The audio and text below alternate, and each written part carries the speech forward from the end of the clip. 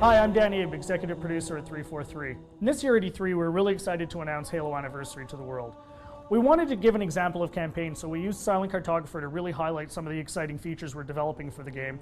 And now we want to share this with the rest of the world. So this is really your chance to get a behind-the-scenes peek at what we're doing with Halo Anniversary. Hope you enjoy. Okay, so let's dive right in and take a look at Silent Cartographer. This is exactly the same demonstration we gave to the press at E3. In fact, this is exactly the same build. So the exciting thing is that this build has come a really long way since we showed this at E3. It's kind of funny for me to look at it now and say, hey, the game looks much better now.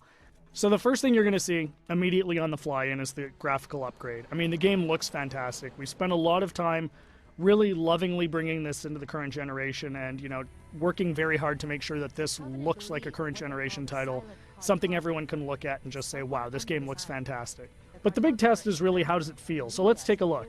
So we're going to charge the beach here. First thing you're going to get a taste of when you pick up this game and start playing is that this plays exactly like the original.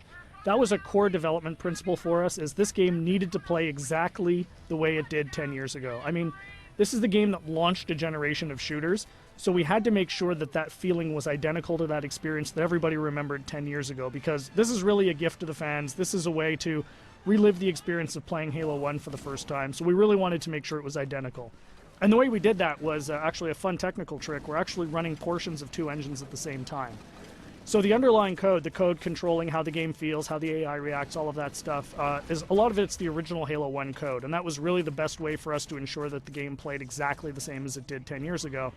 But on top of that, we've layered a new graphics engine that allows us to, you know, make the game look fantastic and look like a current generation title. So it's really a great mix of the two.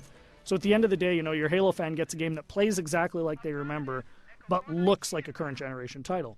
We get some other benefits from this as well. You know, as I said earlier, and I say this all the time, the primary goal for this game is to make sure Halo fans can relive the experience of what it was like to play 10 years ago.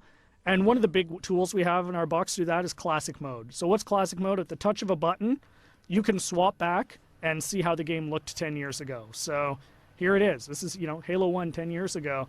And it's really a magical feature for Halo fans, because this just lets you go back in time and see exactly how this game looked 10 years ago. But the fun part is you can come back at any time.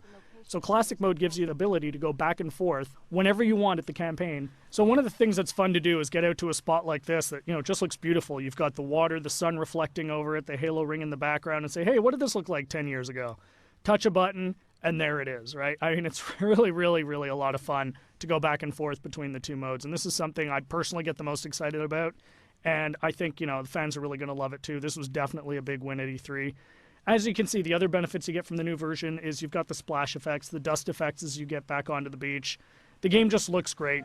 The other thing that's fantastic is for the first time, you know, we're going to have co-op over live for the campaign. So you can hop onto the Warthog with a buddy and just plow through this game and, you know, start mowing down grunts and elites and, you know, just team up with a friend. Get on, go, you know, hook up on live and play through the campaign together. And, you know, we think people are really going to love that too.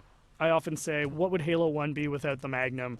And, you know, of course, the Magnum's back. Everyone remembers that fantastically overpowered pistol that just enabled you to walk through and just mow through hordes of enemies. Tremendous amount of fun. So, you know, we're excited to bring that back as well. Again, you know, you can see the game plays exactly the same as it did. Cannot highlight that enough. That was really, really important for us to make sure that this game played the same as it did, because this is really an iconic game. This is the game that convinced a lot of people, myself included, that you could actually have a fun first-person shooter experience on the console. I mean, I was a hardcore PC shooter guy, you know, who said you're never going to make a game on the console that is going to, you know, make me want to play. And this is the game that changed my, you know, my impression of it.